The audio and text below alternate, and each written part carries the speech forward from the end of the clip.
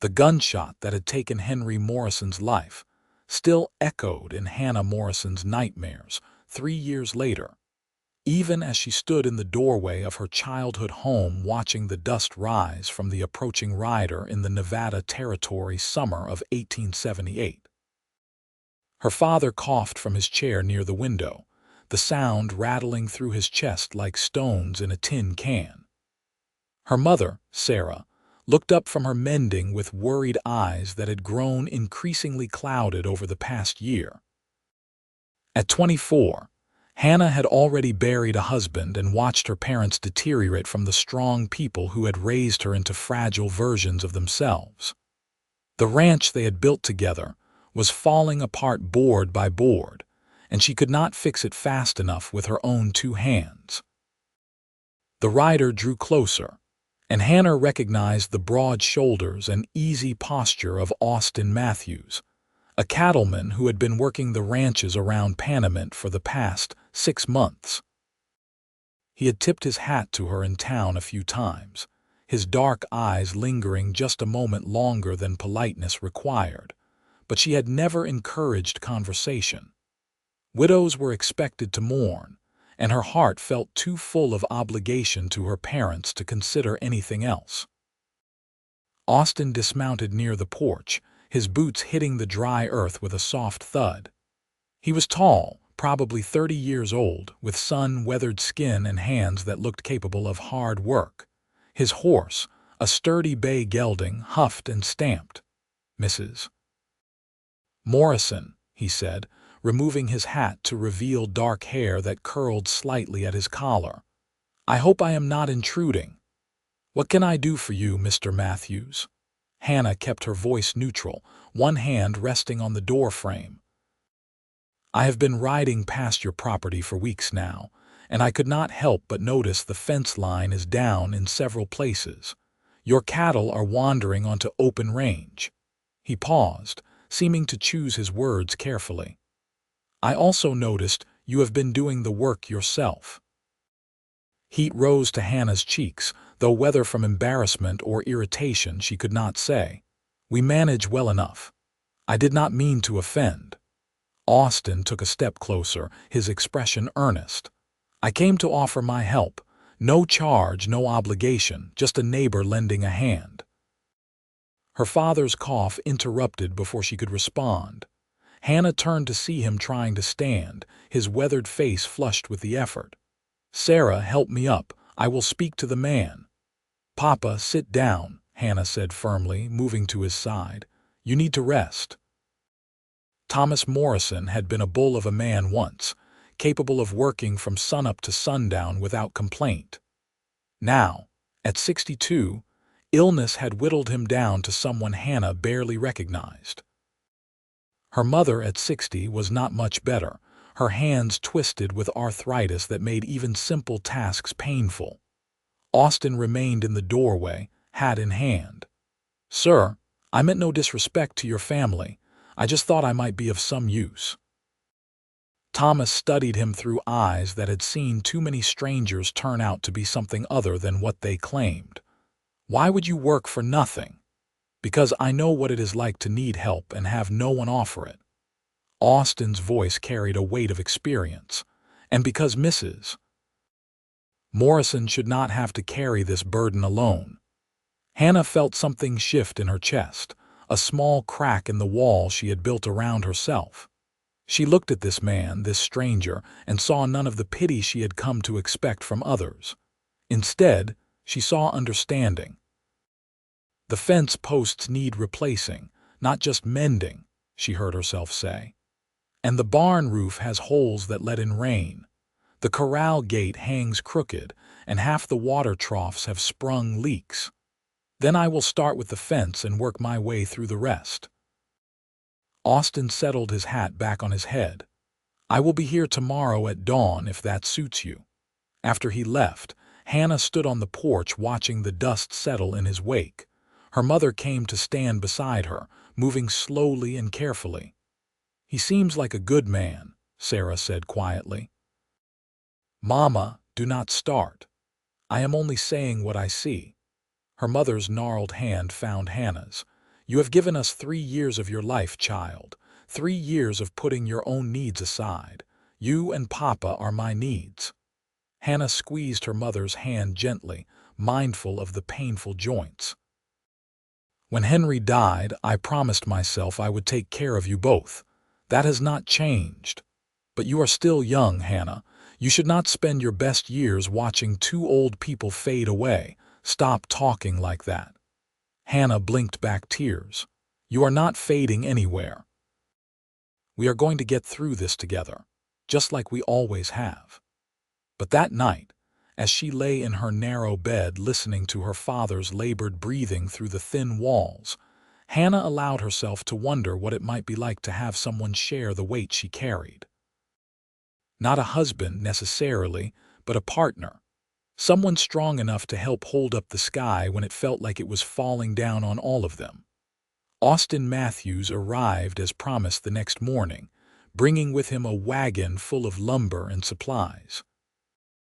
Hannah was already up, having fed the chickens and collected eggs, and was attempting to repair a section of the chicken coop where a coyote had tried to dig underneath.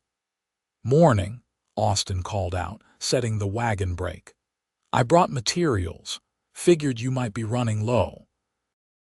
Hannah straightened, wiping her hands on her worn apron. "I cannot pay you for those. Did not ask you to." He began unloading posts. "Consider it an investment in the neighborhood. Strong fences make good boundaries for everyone's livestock." She wanted to argue to maintain her pride, but the truth was she had been trying to figure out how to afford new posts for 2 months. "Thank you," she said instead, the words feeling strange and necessary all at once. They worked in companionable silence for most of the morning, Austin setting posts while Hannah followed behind, tamping the earth firm. He worked with the efficiency of someone who had spent his life doing physical labor. But he never made her feel slow or incapable when she struggled with the heavier tasks. Around midday, Sarah brought out lunch's simple fare of bread, cheese, and cold chicken, along with water drawn fresh from the well. They sat in the shade of an old cottonwood tree, and Hannah watched as Austin removed his hat and wiped the sweat from his forehead. "You are from around here originally?" she asked, surprising herself with the question. Austin shook his head. "Texas, originally. My family had a small ranch outside of San Antonio. Both my parents died of cholera when I was 18, and I sold the land to pay their debts. Been drifting since then, working where I can, trying to save enough to start over." "I am sorry about your parents." Hannah knew the hollow sound of loss in someone's voice. "It was a long time ago." He took a drink of water. 12 years now, but you never really stop missing them, do you?" "No," Hannah agreed. "You do not." "Your husband," Austin said carefully, "how long has it been?" 3 years this past April. He was caught in a stampede while working a cattle drive. They brought his body back to me wrapped in canvas." The words came out flat, the story told so many times it had lost its ability to make her cry. "We had only been married 2 years. Austin was quiet for a long moment. "That must have been hard." "It was. But I had my parents and they needed me, still need me." She looked toward the house, where she could see her mother's silhouette in the window. "Everyone in town thinks I should sell this place, move somewhere easier, maybe take a job as a seamstress or a teacher. But this is their home. They built it with their own hands 40 years ago. I cannot ask them to leave it. Then we will make sure you do not have to." Austin's voice held a determination that made her look at him sharply. "Why are you doing this? Really?" He met her eyes, and she saw honesty there. "Because when I was 18 and drowning in grief and debt, no one helped me. Everyone was full of advice about what I should do, but no one offered to actually do anything. I swore to myself that if I ever had the means, I would be different. I would be the help I wished I had received." Something warm unfurled in Hannah's chest, a feeling she had thought dead and buried with Henry. It scared her a little, so she stood up and brushed the crumbs from her skirt.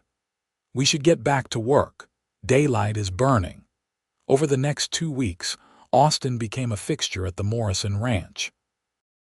He repaired the fence line, replaced the worst boards on the barn roof, and rehung the corral gate so it swung true. He worked from dawn until dusk, only stopping when Hannah insisted he take breaks for meals and water. Thomas, despite his initial wariness, began to warm to the younger man. They would sit together in the evenings, Austin listening patiently as Thomas told stories about the early days of the Nevada Territory, about finding silver in these mountains and watching Panamint grow from a mining camp into a real town. "We came here in '39, Thomas said one evening, his voice stronger than it had been in months. "Just Sarah and me and a wagon full of dreams. The land was cheap, and we thought we could build something that would last." "You did build something that lasts," Austin said, glancing at Hannah, who was helping her mother with the dishes. "You built a family." Sarah's health seemed to improve slightly with the easing of worry. She smiled more, the lines around her eyes deepening with something other than pain. She took to making extra at meals, insisting Austin stay for supper more often than not. "That boy is sweet on you," she told Hannah one afternoon while they were kneading bread. "Mama, please. I have eyes, child, and so does he. He watches you like you hung the moon." Hannah felt heat creep up her neck. "He is just being kind. Kindness and courting can be the same thing." Sarah shaped her loaf with practiced hands, even though Hannah knew the movement hurt. "You could do worse than a man who shows up and does the work without being asked." "I am not looking to marry again." "Maybe not. But maybe you should not close the door so firmly that you miss an opportunity when it is standing right in front of you." Hannah thought about those words as she watched Austin work. He had a way of moving that spoke of confidence without arrogance, of strength tempered with gentleness. She had seen him coax a skittish horse to calmness with nothing but patience and a soft voice.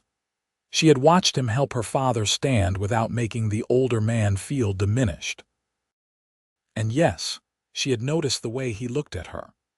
Not with the hungry eyes of men who saw a widow as easy prey, but with something deeper, something that made her want to look back.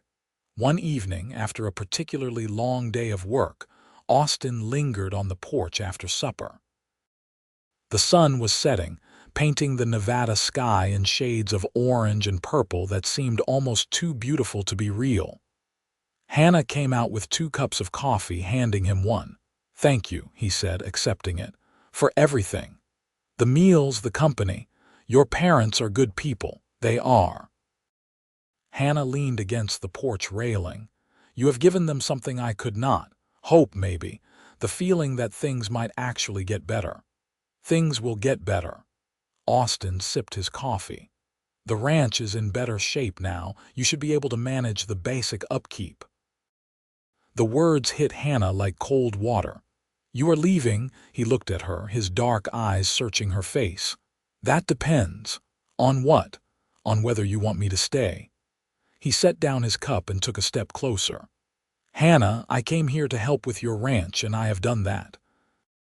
But somewhere along the way I found something I was not looking for. I found a family, I found a home, I found you."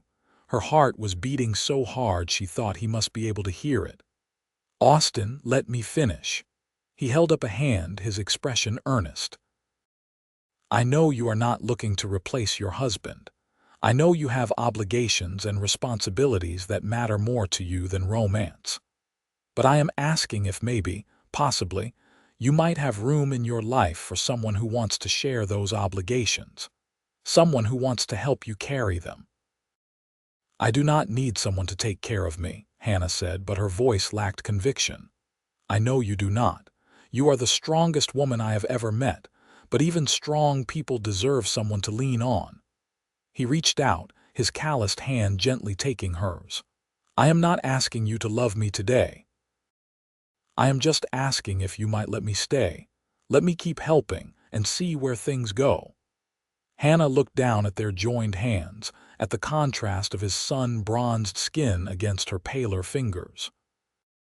She thought about the past 3 years of shouldering everything alone, of falling into bed each night exhausted and waking up to do it all again. She thought about her parents and how they had smiled more in the past 2 weeks than they had in months. She thought about the way her chest felt lighter when Austin was around, like someone had taken a portion of the weight she carried and borne it for her. "My parents come first," she said quietly. "They need me, and I will not abandon them, not for anyone. I would never ask you to." Austin squeezed her hand. "In fact, I have been thinking about that. Your house is small, and with your father's breathing, he needs better ventilation. Your mother needs easier access to things because of her hands." "What are you saying?" "I am saying I want to build a new house. A bigger one, with rooms on the ground floor for your parents so they do not have to manage stairs. A proper kitchen with a pump inside so your mother does not have to haul water. Space for everyone to be comfortable." Hannah stared at him. "You want to build us a house?"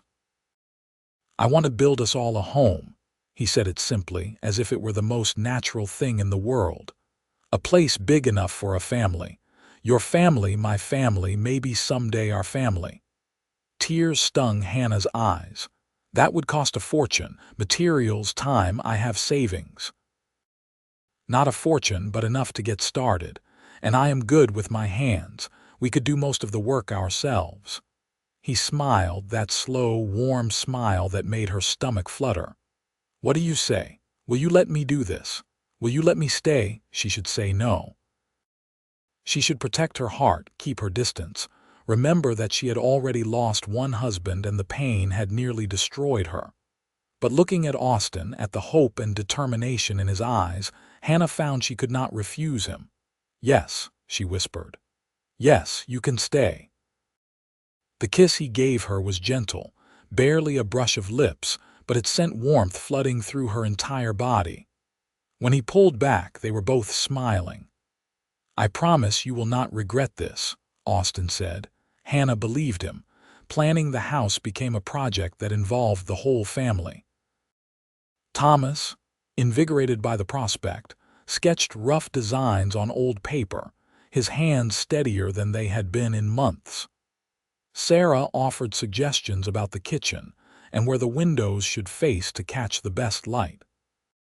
Austin rode into Panamint and returned with catalogs showing different house styles and materials. They spent evenings gathered around the kitchen table, debating the merits of 2 bedrooms versus 3, whether the porch should wrap around the side, how large the root cellar should be. "We need a proper parlor," Sarah insisted. "Somewhere to receive guests." "And a workshop," Thomas added. "A man needs a place for his tools." Hannah watched them all, her heart swelling with an emotion she had almost forgotten how to feel. This was what happiness looked like, she realized. Not the absence of hardship, but the presence of people who cared enough to build something together. Austin proved as capable as his word. He had worked construction in his younger years, and his measurements were precise, his plans practical. They chose a spot 100 yards from the old house, on a gentle rise that would catch the breeze in summer and had good drainage for rain. "We will keep the old house as a barn," Austin explained to Thomas. "No sense letting good structure go to waste.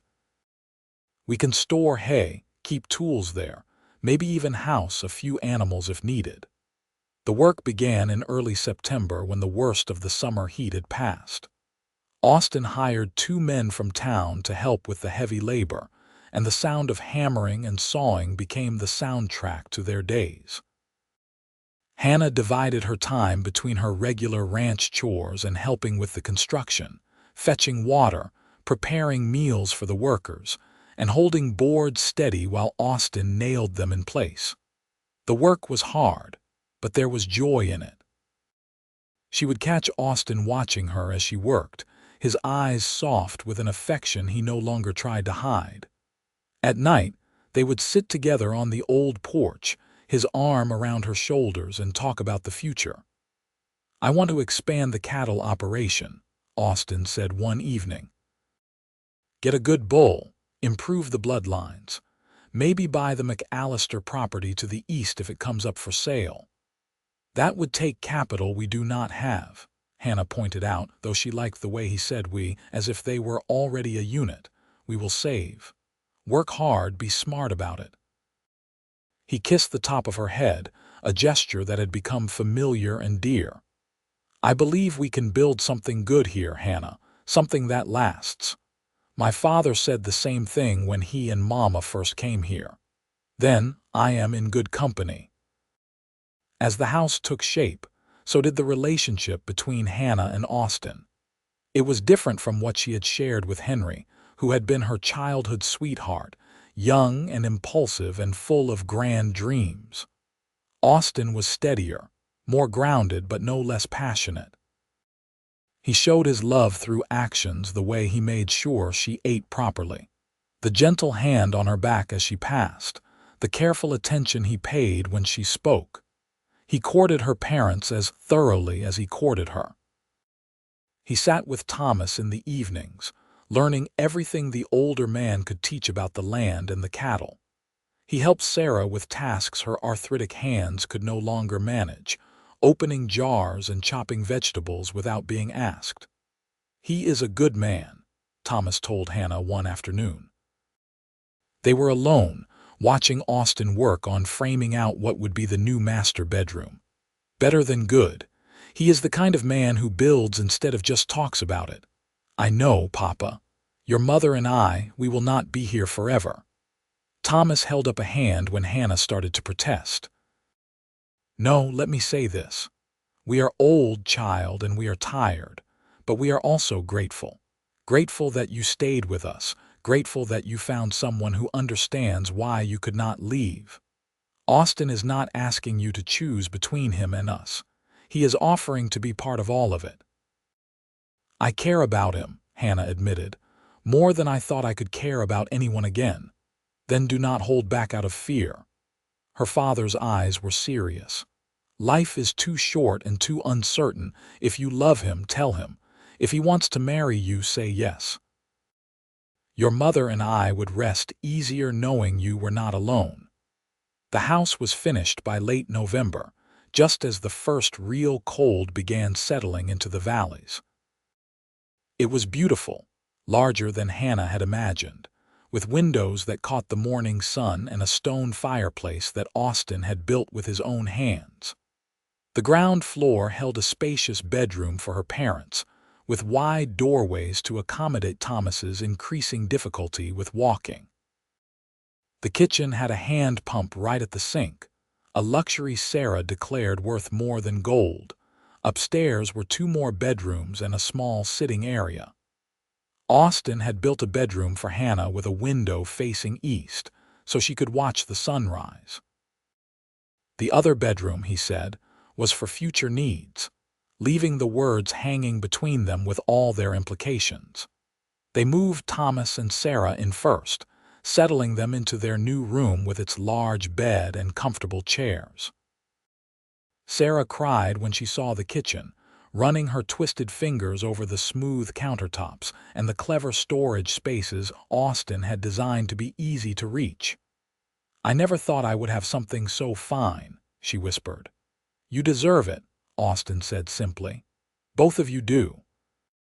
That night, after her parents were settled, Austin found Hannah standing in the empty upstairs bedroom, looking out at the stars. "What are you thinking?" he asked, coming to stand beside her. "I am thinking about how much has changed in just a few months. How different everything looks now compared to last summer." "Good different or scary different?" Hannah considered the question. "Both, maybe. Good and scary all mixed together." Austin turned her to face him, his hands warm on her shoulders. "Hannah Morrison, I have been patient because I know you needed time, but I need to ask you something and I need an honest answer." Her heart began to pound. All right. Do you love me? The question was direct, his dark eyes searching hers. Even a little. She could have hedged, could have asked for more time, but her father's words echoed in her mind. Life is too short. Yes, she said. I love you. I think I started loving you the day you showed up offering to fix our fences for nothing. The smile that broke across his face was like sunrise. Then marry me. Let me be your husband. Let me be a son to your parents. Let me build this family with you. I promise I will spend every day trying to be worthy of you. You are already worthy. Hannah reached up to cup his face, feeling the rough stubble under her palm. Yes, Austin Matthews, I will marry you. His kiss was not gentle this time. It was deep and claiming, full of all the restrained passion he had been holding back. Hannah kissed him back with equal fervor, her hands tangling in his hair, her body pressed against his solid warmth. When they finally broke apart, both breathing hard, Austin rested his forehead against hers. I want to do this right, he said. Talk to your father, have a proper wedding, all of it. Knowing my father, he will probably cry and then insist on giving me away even if he has to do it sitting down. Then we should ask him tomorrow. Austin kissed her again, softer this time. But tonight, I just want to stand here with you and be happy. They were married in early December, in a small ceremony at the church in Panamint. The town turned out for it, curious about the widow who had found love again and the drifter who had settled down to build a home. Hannah wore her mother's wedding dress, altered to fit, and carried wildflowers that Austin had ridden for hours to find. Thomas walked her down the aisle with Austin's support on one side, determined to fulfill his duty despite his weakening body. Sarah sat in the front pew, crying happy tears, her hands folded in a new pair of soft gloves Austin had bought to ease her pain. The vows were simple, traditional words made profound by the emotion behind them. When the preacher pronounced them man and wife, Austin kissed Hannah with such tenderness that several women in the congregation sighed audibly. The celebration afterward was held at the new house, neighbors bringing food and well wishes. Music played, courtesy of a fiddler from town, and Hannah danced with her new husband in the parlor that still smelled of fresh wood and paint. Happy, Austin whispered as they swayed together. More than I ever thought I could be again, Hannah admitted. You gave me back something I thought I had lost forever. What is that? Hope. A future. A reason to look forward instead of just surviving day to day. That night, after the guests had left and her parents had retired to their room, Hannah and Austin climbed the stairs to their bedroom for the first time as husband and wife. Someone, probably Sarah, had placed flowers in a vase on the dresser and turned down the bed. Austin closed the door softly and turned to her, suddenly looking almost nervous. I have waited so long for this, for you. Hannah smiled and began unbuttoning her dress, her fingers steady despite the butterflies in her stomach. Then stopped waiting. Their wedding night was tender and passionate by turns, a revelation of two people learning each other's bodies and hearts. Austin was patient and attentive, making sure Hannah felt cherished and desired. When she fell asleep in his arms, the last thing she thought was that this was what home felt like. Not a place, but a person. The winter passed in a blur of domestic happiness. Austin proved as good a rancher as he was a builder, managing the cattle with skill and bringing in enough income that they could start saving toward expanding the operation. Hannah found herself settling into marriage with surprising ease, the rhythm of sharing her life with someone both familiar and new. They took care of her parents together, Austin lifting Thomas when needed, Hannah managing her mother's medications and helping with the personal care Sarah required. The burden that had once felt crushing was lighter shared between two sets of shoulders. In February, Hannah realized she had missed her monthly courses. She said nothing at first, wanting to be sure, but by March, there was no denying it. She was pregnant. She told Austin one evening as they were getting ready for bed. He had been talking about the spring planting, and she interrupted him mid-sentence. "Austin, I am going to have a baby." He froze, his shirt half unbuttoned, staring at her. "You are certain as I can be." 3 months now, I think." He crossed the room in 2 strides and swept her into his arms, laughing with pure joy. "Hannah, this is wonderful, this is perfect. We are going to have a baby. You are happy." She had been almost certain he would be, but the confirmation still made her eyes sting with tears. "Happy does not begin to cover it." He kissed her soundly. "We need to be careful with you. No more heavy lifting, no, Austin Matthews, I am pregnant, not made of glass." Women have been doing this since the beginning of time. But she was secretly touched by his concern, and she did let him take over more of the physical work as her belly began to swell. Thomas and Sarah were delighted by the news, Sarah immediately beginning to knit tiny garments with her twisted hands, working slowly but determinedly. The summer of 1879 was hot and dry, and Hannah spent most of it feeling like she might melt. She was large, larger than she remembered her mother's friends being with their pregnancies, and Austin worried constantly. "Maybe twins," Sarah said one afternoon, her eyes twinkling. "You are carrying very wide." The thought both thrilled and terrified Hannah. 2 babies. 2 new lives depending on her. But when she mentioned it to Austin, he just grinned. "Twins would be perfect. We have the room, we have the help, and I have always wanted a big family." In late August, Hannah's labor began. It was long and difficult, lasting through the night and into the next day. The midwife from town came, an efficient woman named Mrs. Peterson, who barked orders at Austin and reassured Hannah between contractions. Austin refused to leave, holding Hannah's hand and letting her squeeze until his fingers went numb. "You can do this," he whispered over and over. "You are so strong. I love you. You can do this." When the first baby finally came, it was indeed a boy, red-faced and squalling with healthy lungs. Austin stared at his son with wonder, tears streaming down his face. "We are not done yet," Mrs. Peterson announced. "I felt another head, twins just like your mother thought." 20 minutes later, a second baby was born, smaller than the first but equally healthy. Another boy. "2 sons," Austin said, his voice choked with emotion. "Hannah, you gave me 2 sons." Hannah, exhausted and exhilarated, looked at her husband holding their babies and felt her heart expand impossibly larger. "We should name them after our fathers," she said. "Thomas and William, after your father." "Thomas Austin Matthews and William Henry Matthews," Austin said, testing the names. "Perfect." The months that followed were exhausting and joyful in equal measure. Twin babies meant double the feedings, double the diaper changes, double the sleepless nights. But it also meant double the smiles, double the first milestones, double the love. Thomas Sr. delighted in his namesake, holding the baby carefully and singing him old songs in a voice that grew weaker with each passing week. Sarah managed to rock both babies at once, despite her arthritis, and declared them the finest grandchildren any woman could hope for.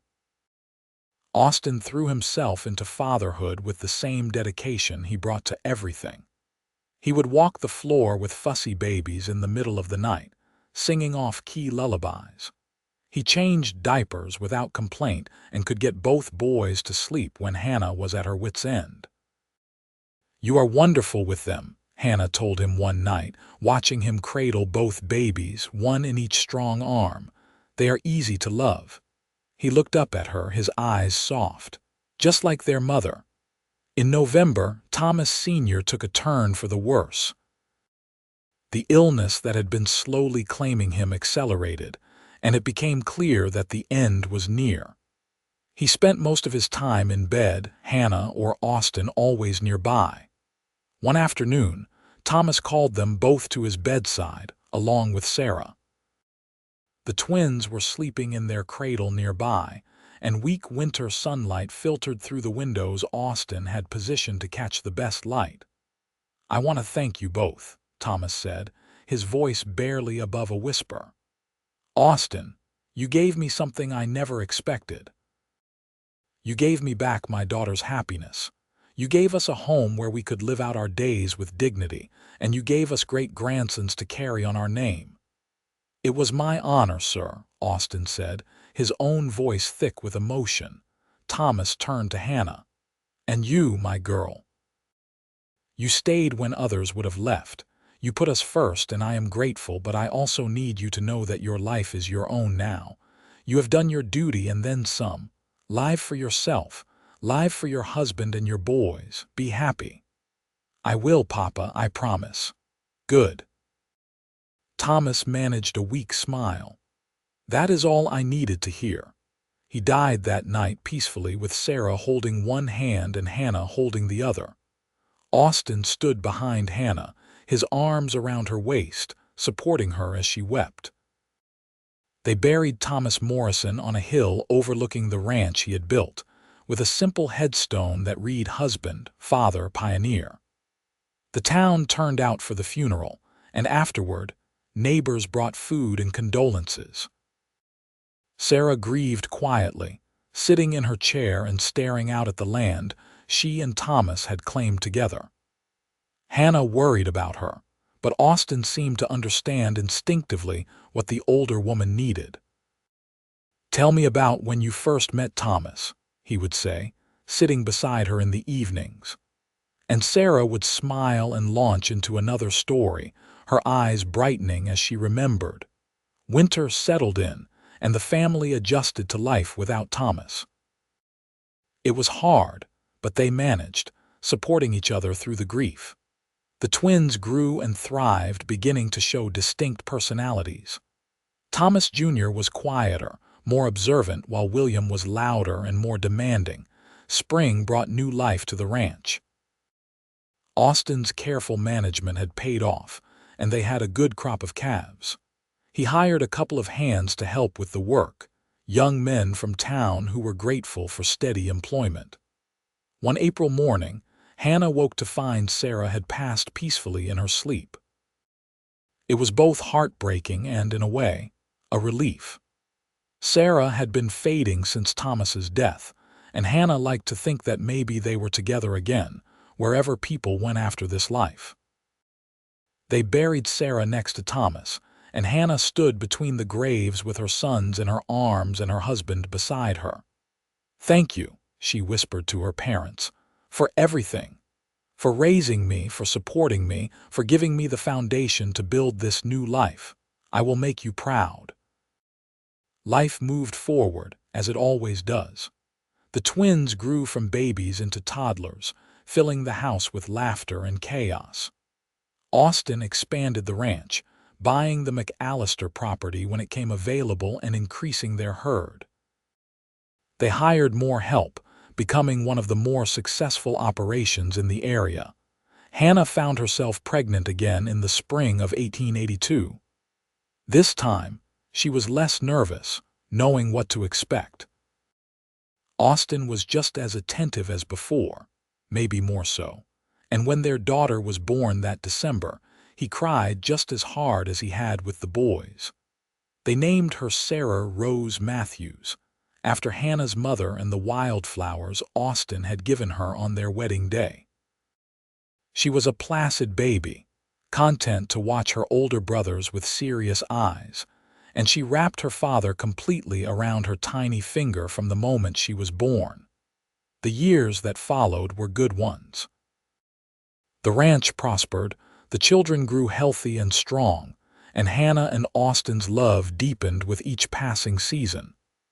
They added a third son, James, in 1885, and another daughter, Emma, in 1887. The house that Austin had built became a true family home, filled with the sounds of children playing and the warmth of a family bound by love and respect. The old house, converted to a barn as Austin had planned, stood as a reminder of where they had come from and what they had built together. On their 10th wedding anniversary, Austin took Hannah back up the hill where her parents were buried. They stood together, looking out over the ranch, over the home they had created. "You remember the day I rode up to your door offering to fix your fences?" Austin asked, his arm around her waist. Hannah leaned into him, comfortable and content.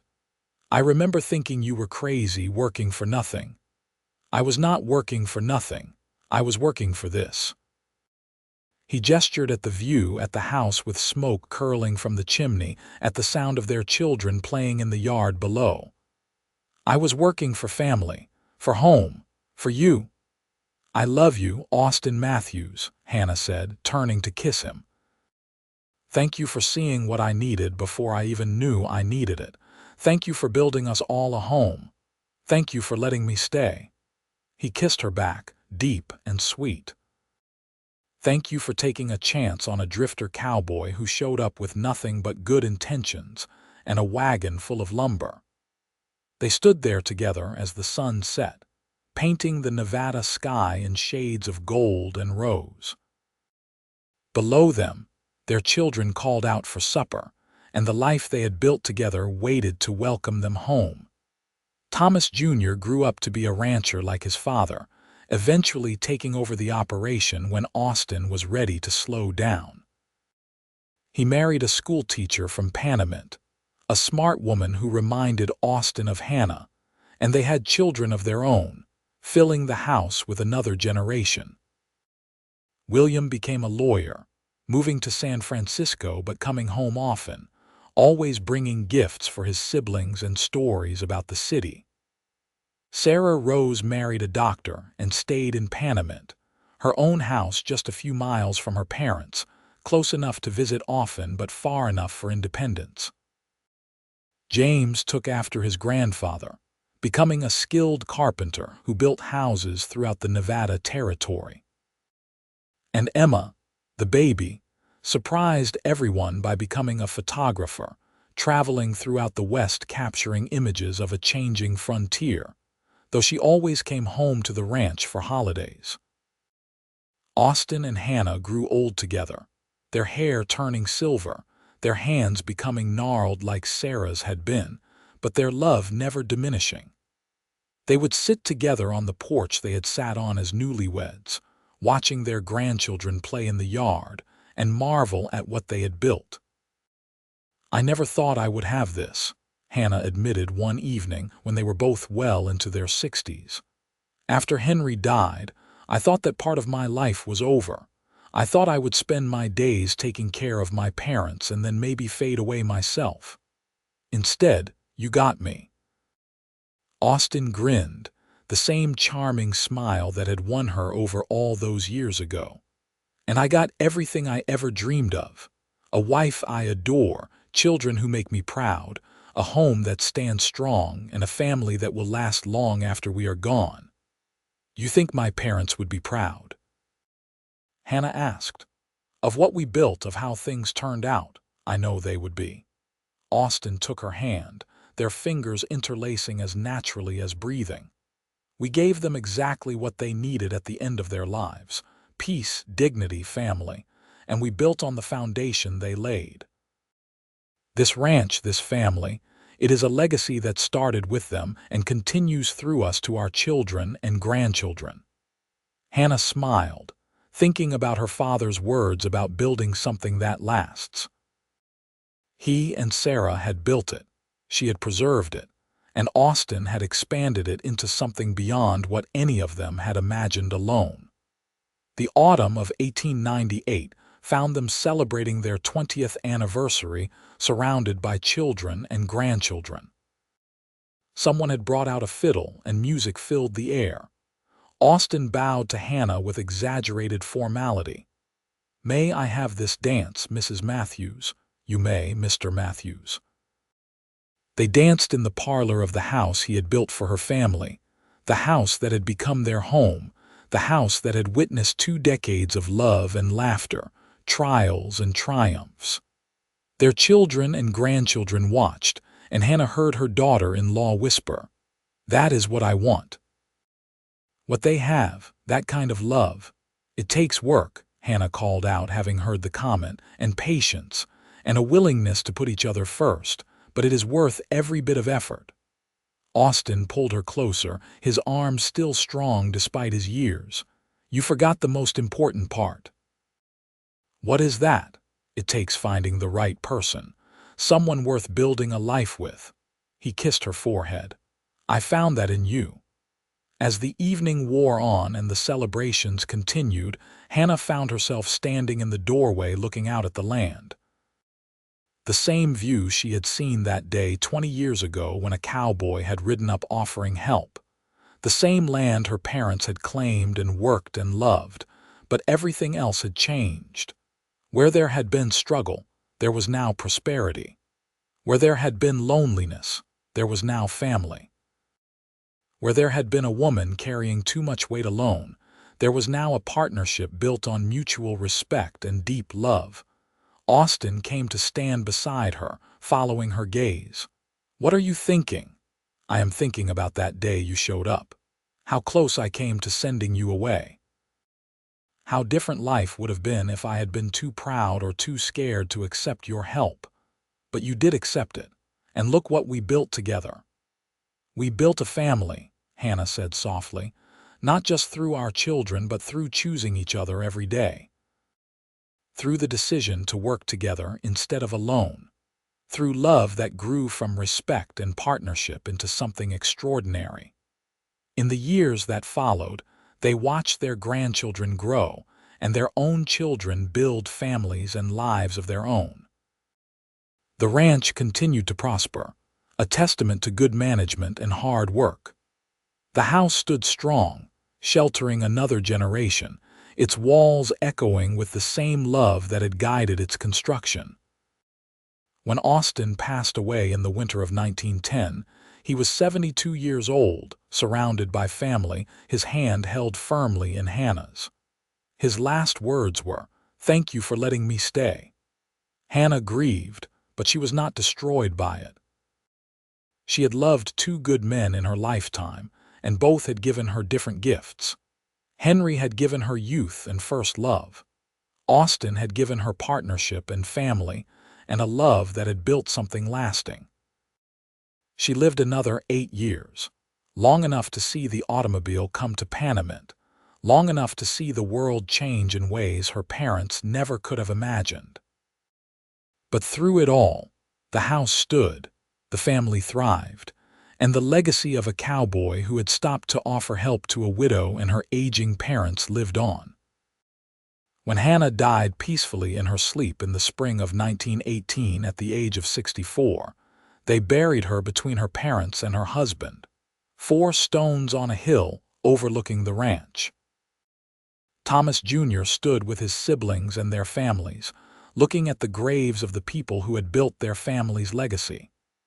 "What they had was special," Sarah Rose said, her own hair streaked with gray now. "The way Mama and Papa loved each other, the way they took care of Grandma and Grandpa, the way they built this place from nothing. That is what we should aspire to. They taught us that family means showing up," William added. "That love is not just a feeling but a choice you make every day. That building something worthwhile takes patience and partnership and a willingness to put in the work." James nodded. "Papa always said that the day he rode up to this ranch was the day his real life began, that everything before was just preparation for finding his purpose." "And Mama said yes when she could have said no," Emma chimed in. "She took a chance on a stranger who offered help, and that choice changed all of our lives."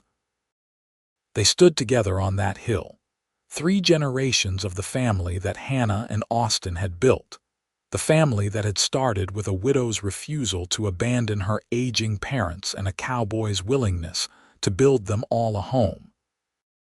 The house stood below them, solid and strong, a testament to what love and partnership could create. The story of Austin and Hannah Matthews became part of Panamin's history, told to new generations as an example of what the West had been about at its best. Not just individual achievement, but community and family and people helping people. The ranch remained in the family, passed down through Thomas Jr. and his children, each generation adding to what had been built before while honoring the foundation laid by the cowboy who had stopped to fix a fence and stayed to build a life. The house itself stood for over a century, eventually becoming a historical landmark, its story preserved as part of Nevada's heritage. Tour guides would tell visitors about the love story that had built it, about the widow and the cowboy and the family they had created together. About how sometimes the greatest adventures start with a simple offer of help and a willingness to say yes to possibilities you never imagined. And if you stood quietly in that house, in the parlor where they had danced on their anniversary, or in the kitchen where Sarah had cried over her new pump, or in the bedroom where Hannah had given birth to twins, you could almost feel the love that had soaked into the very boards and beams. The kind of love that builds things that last, that creates legacies spanning generations, that turns a house into a home and strangers into family. The end came full circle to the beginning, as the best stories do. A cowboy had ridden up to a struggling widow's home offering help. She had accepted, and together they had built not just a house but a family, not just a ranch but a legacy, not just a marriage but a love story for the ages. They had shown that the greatest strength comes not from doing things alone but from finding the right partner to share the load.